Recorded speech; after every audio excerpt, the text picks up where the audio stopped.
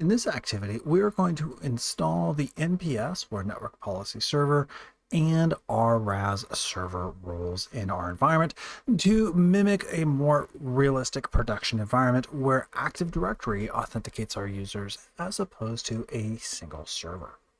Now, before we do that, there are a couple of things we need to do. The first is we need to go into our virtual machines in Hyper-V, and we need to revert each of our virtual machines. So for instance, click on each one of these. For instance, server, say 1, right click initial config, say apply, and then apply. I'm going to click cancel because I've already done it. Same thing for Hyper-V, apply, apply, apply, DM2, initial config, apply, and apply, DM1 and DC1. If there are any additional checkpoints on our virtual machines, now is the time to delete them. At the same time, we now want to power on server DC1, DM1, and SA1 and get them running. Additionally, there is, again, an issue with regards to our IP addresses in our virtual machines. So server SA1 and DM1 have the wrong IPs. So for SA1, I'm coming here, right-clicking on the Start menu, going to Network Connections, change adapter options,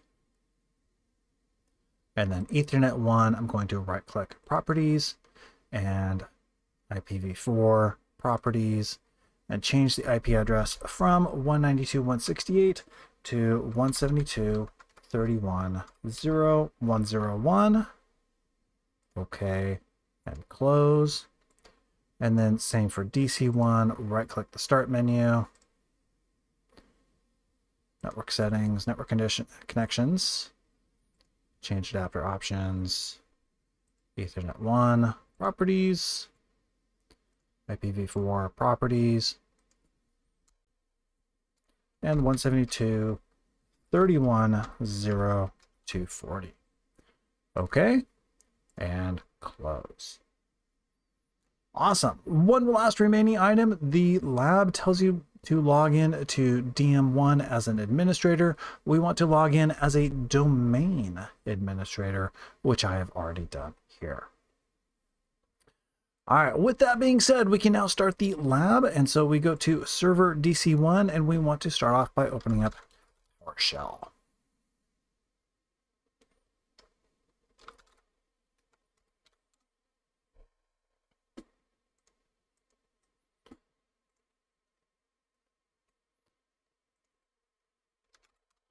In PowerShell, we want to install -Windows feature, and the feature that we want to install is known as NPS, -include management tools. That's going to take a moment. While that's running, I'm going to go over to server DM1 and again open up PowerShell. And here we will reinstall our RRAS, or routing and remote access services. And so I'm going to install -Windows feature.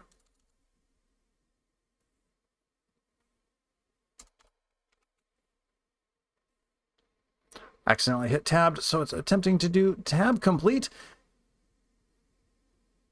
So I just have to wait for it to finish up. There we go. Install -Windows feature, and we want direct access, -VPN, and then -include management tools. So this will install the routing and remote access services, as well as the direct access /VPN option, along with the management tools.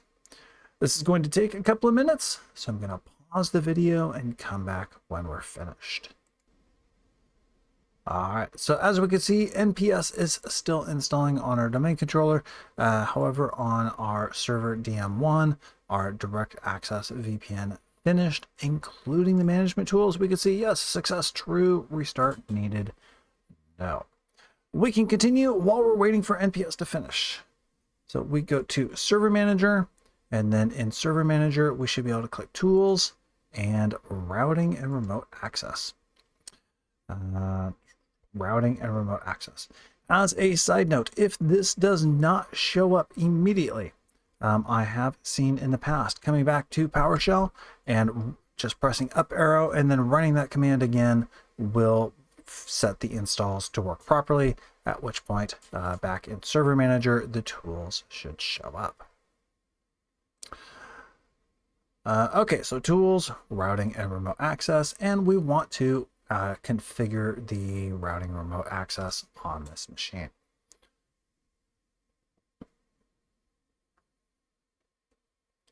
There we are. So server DM1, right click, configure. And just like before, we click next. We want this to be a remote access. Next. We want this to be for VPN, and it is not showing up as VPN. 1 second. All right, I paused the video there for a second, and it looks like I may have just been too fast at my clicking. So again, back here on routing remote access, right-click server DM1, configure, next, next, and now VPN is an option. All I did was cancel the wizard and then restarted it. VPN, next. Again, we want to choose Ethernet 1, and this is a good time to confirm that it says 172.31.0.240. If it doesn't, we'll have to change the IP address of the NIC and then restart. As well, make sure the checkbox is specified.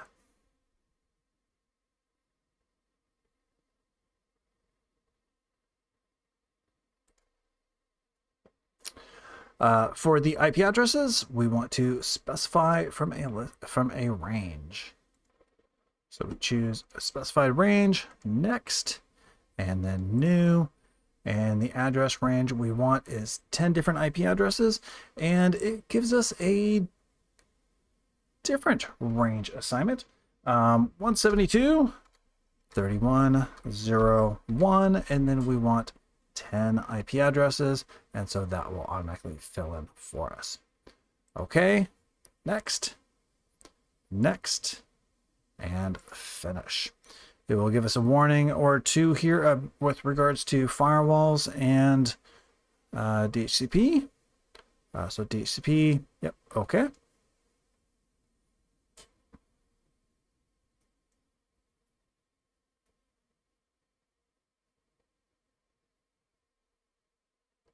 And when that is done, the last thing I want to do is make sure that the firewall rules are enabled. So I'm going to come down to the search bar and I will just type in advanced firewall. Sorry, advanced security. There we are. Windows Defender Firewall with advanced security. And under the inbound rules, when they show up, there we are, inbound rules. We are sorted by group, and I'm going to scroll down looking for routing and remote access. And I can see that these have already been enabled, so I don't need to worry about enabling them in this situation.